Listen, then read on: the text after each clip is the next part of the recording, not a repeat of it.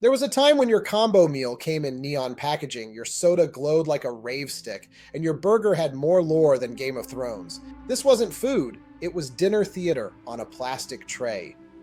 Welcome to Cringe Capsule, rewinding the chaos of 1990 to 2019, one awkward flashback at a time.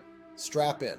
We're warping back to the golden age of fast food absurdity, when ad execs microdosed on focus groups, mascots broke every boundary of personal space, and parents surrendered their wallets for tiny toys. From moon-headed crooners to black bun burgers that terrorized your toilet, these stunts rewired our Zillennial brains for good.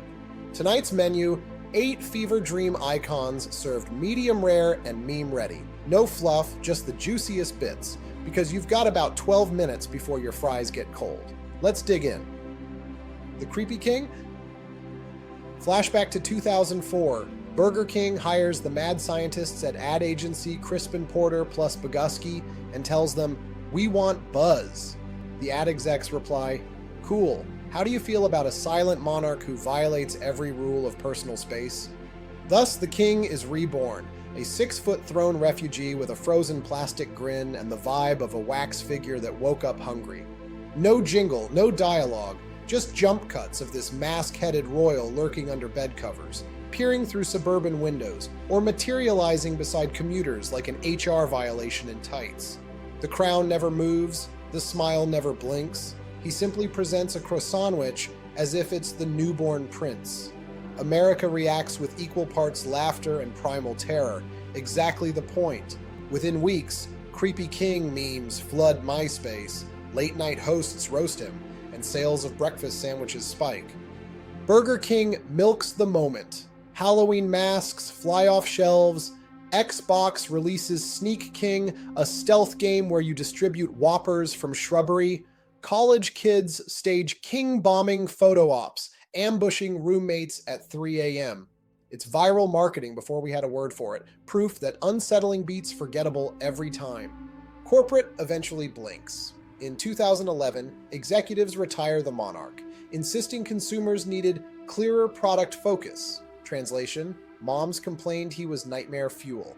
But nostalgia is undefeated. A toned-down king resurfaces in 2015. Still mute, still plastic, but now slightly less likely to appear in your shower. Lessons served hot. Fear is a flavor enhancer, and sometimes the best spokesperson never speaks at all. Back tonight, the jazz moon that sold Big Macs, approximately 250 words. Picture late night TV in 1986. You've stayed up past ALF, and suddenly a crescent moon dude in Ray-Bans slides onto the screen, gently tickling a grand piano as neon stars twinkle behind him. He croons, "Make it Mac tonight." You're not dreaming. That's Mac tonight. McDonald's gambit to lure grown-ups after dark.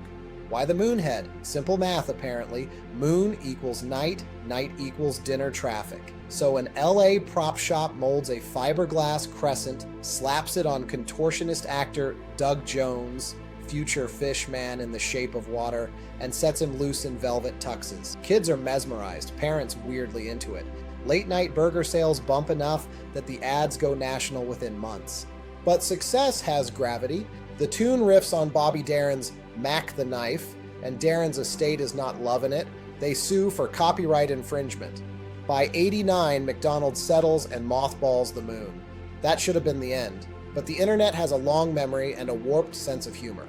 Fast forward to the 2010s, Vaporwave creators remix Mac into pastel cyber dreams, meme lords loop his grin over dubstep drops, one unfortunate fringe group tries to hijack him for edgy internet clout, corporate lawyers repel from the ceiling almost instantly. McDonald's claps back with a CGI reboot, slicker visuals, zero charm, and the public yawns. Today, Mac Tonight survives as a nostalgic deep cut, half Sinatra, half fever dream, fully lodged in the brains of anyone who ever fell asleep to syndicated sitcoms. Look up at the moon tonight. If it's wearing shades, your stomach will suddenly demand a 10-piece nugget at 11:47 p.m. The Arch Deluxe, McDonald's $100 million midlife crisis. 1996. The Spice Girls rule the airwaves, everyone owns at least one velvet choker, and McDonald's executives decide they are tired of being the clown car of dining. They want sophistication. They want a burger that whispers subtlety through a potato bun. Enter the Deluxe, the self-proclaimed sandwich for adults.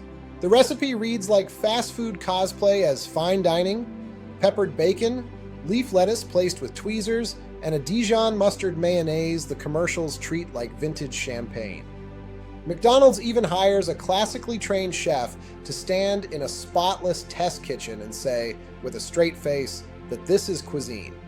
The marketing budget? $200 million. That is blockbuster money for a burger in a cardboard sleeve. Commercials feature kids sneering at the sandwich as if it were Brussels sprouts covered in homework, because apparently telling your core audience they will hate your new product was the big idea. Adults, meanwhile, blink at the television and stick with the quarter pounder they already trust. Sales never ignite. Franchise owners complain about specialized sauce dispensers that clog faster than a fax machine. Within 3 years, the Deluxe vanishes, joining the McGraveyard alongside the Hula Burger and the McLobster. Yet whispers of its greatness linger on food blogs like reports of a legendary lost album. Every time McDonald's teases a retro comeback, hopeful commenters ask if the Deluxe is finally returning, as if mustard mayonnaise might fix local zoning laws. Lesson learned? You can dress a clown in a tuxedo, but the red nose still squeaks. McPizza and the era of what were they thinking? Picture the late 1980s. Domino's is promising delivery in 30 minutes. Pizza Hut is handing out personal pans like diplomas, and McDonald's stares across the food court thinking, we can do that. Their answer is McPizza, a full-size pie baked in a custom oven wedged between the friolators. The idea sounds simple until you remember McDonald's brand promise is speed. Each McPizza needs 6 to 11 minutes. In fast food time, that is an ice age. Drive-through lines back up, parents honk like angry geese, and the kid at window 2 keeps apologizing through a headset that smells like fries. Franchisees spend thousands installing ovens only to watch customers age in real time at the counter. By the mid-1990s, most locations toss the dough for good, but a handful cling to the dream. One lone Orlando restaurant keeps McPizza alive until 2017. Attracting pilgrims who treat a cheese slice like an endangered species sighting. The experimental spirit does not stop there. Remember the McDLT, the burger that came in a 2-chamber styrofoam coffin so the lettuce stayed Arctic and the patty stayed equatorial? Or Crystal Pepsi, the clear cola that tasted exactly like regular Pepsi but looked like laboratory rinse water? Burger King goes full Halloween with a black bun Whopper that turns everything neon green the next morning. KFC ups the ante with the double down, 2 fried chicken fillets pretending to be bread. Each stunt says the same thing. Innovation is just a dare with a marketing budget. Moral: fast food history is paved with melted cheese and glorious failure, and we are better for every weird bite. Teeny Beanie Babies mania when plush toys ruled the drive-thru. Spring 1997. You climb into a minivan, sticky with Capri Sun residue, and your mom utters the magic spell, "We are getting McDonald's." But this trip is not about food. It is about teeny beanie babies, 10 palm-sized plush animals stuffed into Happy Meals like clandestine treasure.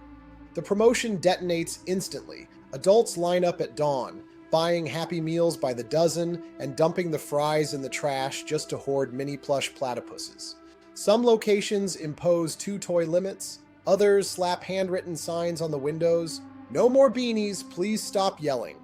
Local news stations film traffic jams caused by panda-hungry collectors. eBay scalpers flip tiny elephants for $20 a piece, a markup that feels astronomical in the era of dial-up. McDonald's, sensing gold, repeats the stunt 3 more times. Each wave triggers fresh hysteria. There are holiday bears, dinosaur sets, even a Millennial-themed globe that promises to fund your college tuition if you keep it in mint condition. Spoiler, it will not. Today those beanies sit in plastic tubs labeled retirement plan under countless suburban beds. The legacy is twofold. First, it proves a burger chain can create an investment bubble with polyester pellets. Second, it cements Happy Meals as retail crack for children and speculative adults alike. The teeny beanie craze is consumerism at its cutest and most chaotic. A moment when a 50-cent toy turned drive-through windows into Wall Street with ketchup.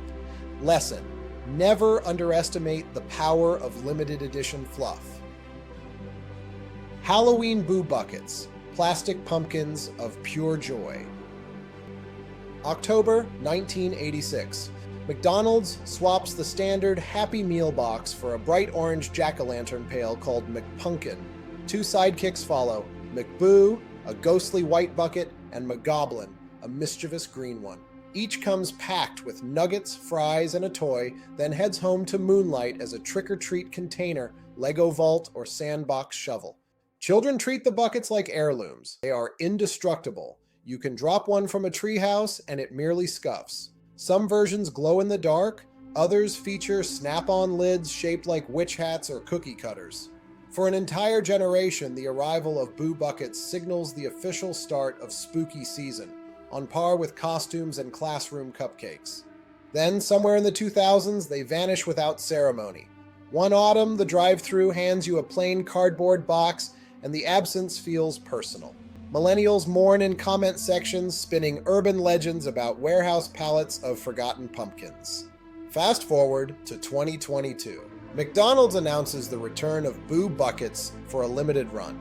Fully grown adults speed to the nearest golden arches, ordering Happy Meals with no shame and Instagramming the unboxing like high fashion. Sets sell out in hours, trading groups pop up online. Collectors display buckets on shelves next to retro VHS tapes and scented candles. Why the frenzy? Nostalgia is portable, durable, and shaped like a smiling pumpkin that once held lukewarm fries. Boo Buckets prove that the simplest promo can outlast decades of marketing trends, glowing softly in our memories long after the candy is gone. PlayPlace legends, ball pits, urban myths, and sticky childhood freedom. Step inside a 1990s McDonald's PlayPlace, a Technicolor jungle gym of plastic tubes, static charged slides, and the crown jewel, the ball pit. To children, it is Wonderland. To parents, it is 30 minutes of silence. To gossip, it is a crime scene waiting. Schoolyard lore spreads faster than ketchup packets. A cousin's friend allegedly dove in and hit a hypodermic needle. Someone else swears a kid vanished beneath the spheres, discovered hours later by firefighters. Another version features a snake, because suburban legends require at least one reptile cameo. Local newscasts run breathless segments, Snopes calmly debunks the tales, but no amount of fact-checking can compete with fifth-grade imagination. Reality is less cinematic, but equally gross. Those pits are Petri dishes. You lose socks, find sticky Skittles, and emerge with carpet burns, plus a haircut powered by static electricity. If you go deep enough, you might surface with a rogue diaper or a single shoe that does not belong to you. Yet the chaos is the charm. It is the only place where rules evaporate and gravity feels negotiable.